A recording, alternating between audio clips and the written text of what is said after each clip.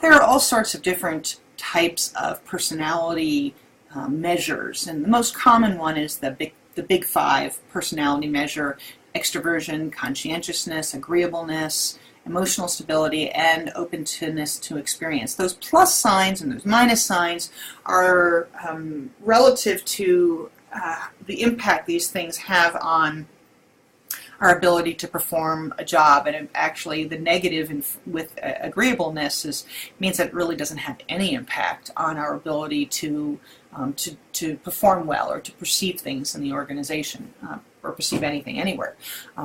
Extroversion, will certainly influence the way that we perceive things and the attributions we make. Our conscientiousness will do that.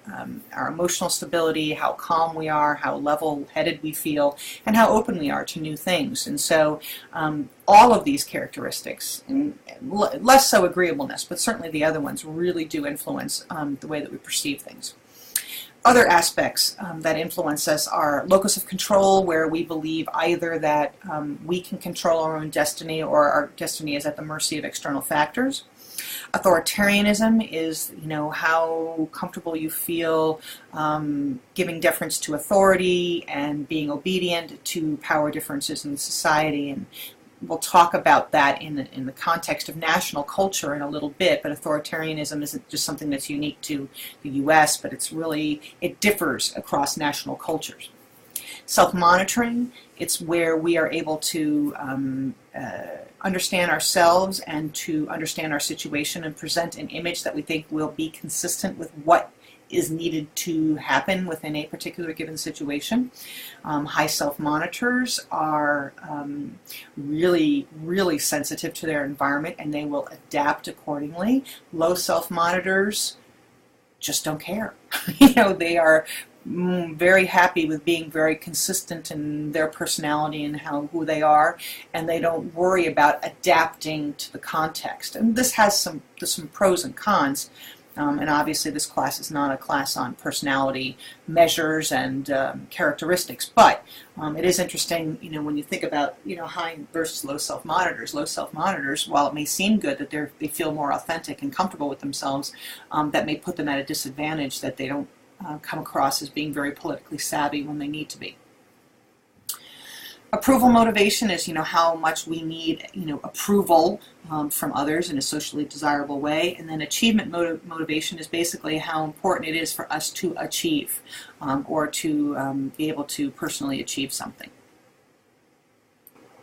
Attitudes are another aspect that influences our perceptions. And sometimes our perceptions influence our attitudes and vice versa, but clearly our attitudes about things then cloud the way that we might continue to see the world. And that's just a great example of that wonderful feedback loop we talked about. As we perceive things and as our attitudes change, that then changes the way we might perceive things in the future.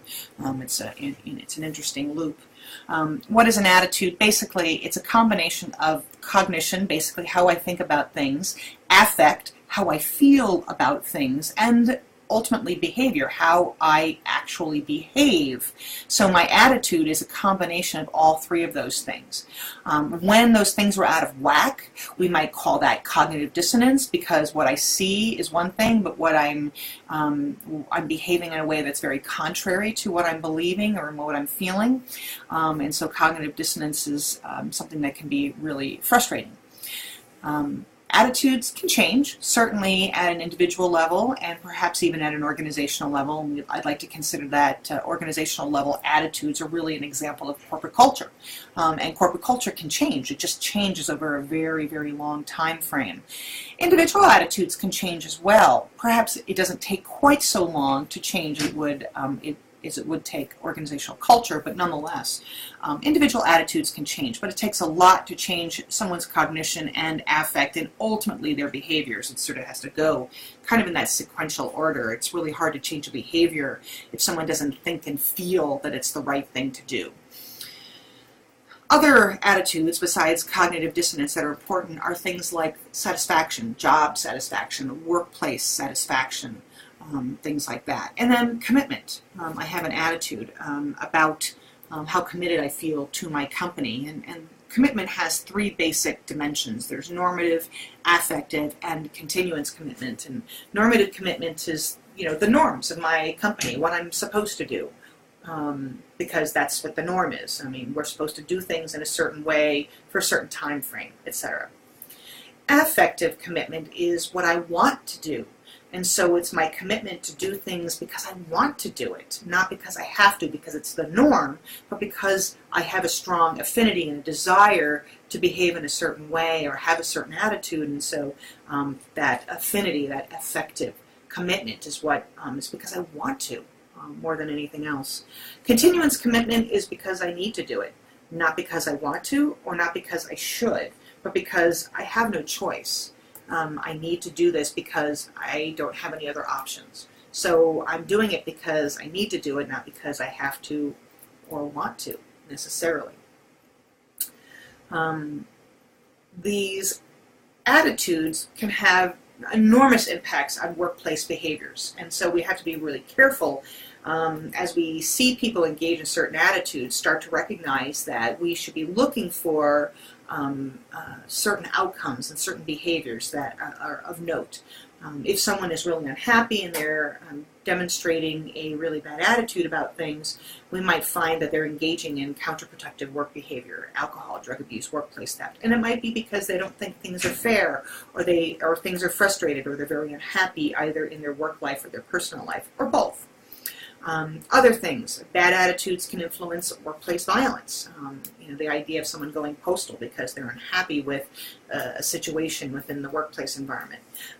We can have people engage in withdrawal behaviors, either psychologically, where they show up for work but they're not really there. They're busy, tweeting or surfing the web and listening to YouTube videos or playing on Facebook. Or they can have physical withdrawal behaviors where they just show up late or they don't show up at all, they're absent more often than not. Lastly, because we don't want to just think about the negative behaviors, we also want to think about positive behaviors. Good attitudes can influence organizational citizenship behaviors, meaning people will go above and beyond the call of duty because they feel like they need to be a good citizen. So they will work hard when called upon. They will go the extra mile when they need to. And so good attitudes will influence those citizenship behaviors in a positive way. The next aspect of individual differences is our values. And each of us have very, very different values. It could come from our religious upbringing or where we grew up in the country, what our parents and grandparents and families said were important values, or whether you grow up in the city versus the country. There's all sorts of different experiences that help frame our values. Values are fairly stable. They may tweak slightly as we become more mature and we grow and we learn new things, but by and large, our core values tend to be fairly stable. And they are a reflection of what we consider to be very important, and because we consider them to be important, we will behave in a way, we hope, that is very consistent with those values. And as we talk about ethics in this class, you'll see how that comes to play. If we have certain values around the idea of virtue, or the idea of social justice, or the idea of doing what's best for everybody. Those sorts of values influence the ethical lens that we use in seeing the world. And so our ethical lens is just one way to perceive an ethical dilemma.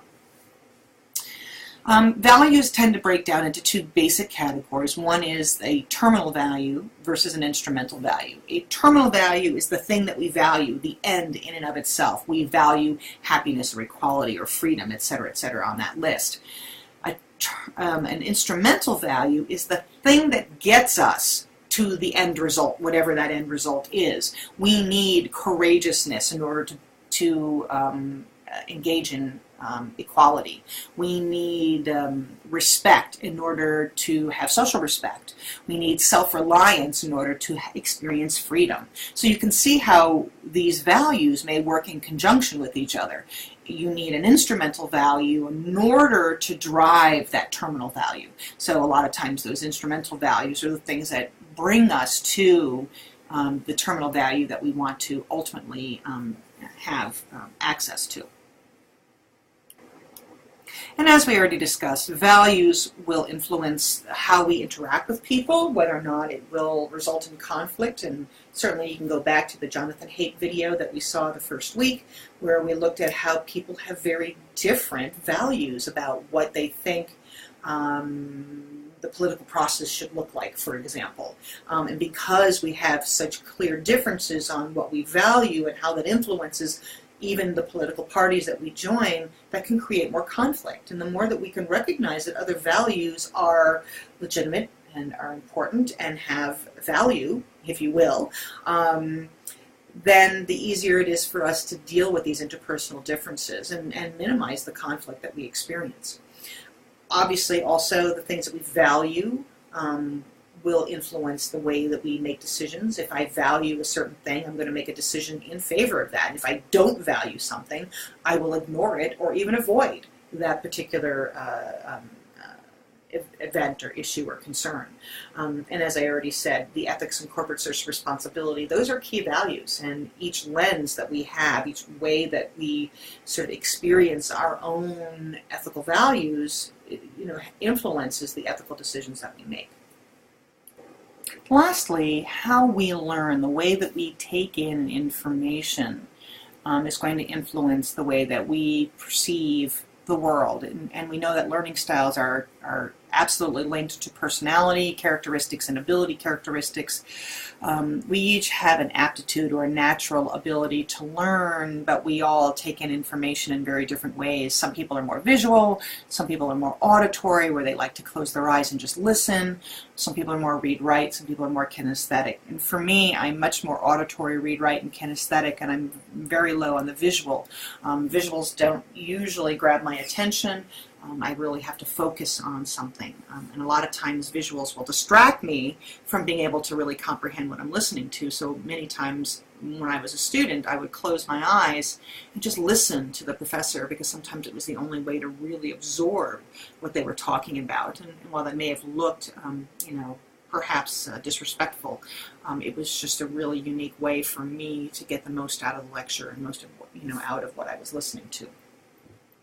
The VarkLearn link there, which in this video lecture you're not going to be able to actually click on it, but feel free to copy that web address down, www.vark-learn.com, and you can go to that website and it will help assess what your learning style is. So if you have any curiosity around that, by all means help yourself. It's a very short and easy instrument that can help you to get a good strong sense about your learning style, and in turn will influence the way that you perceive information, the way it's coming into you.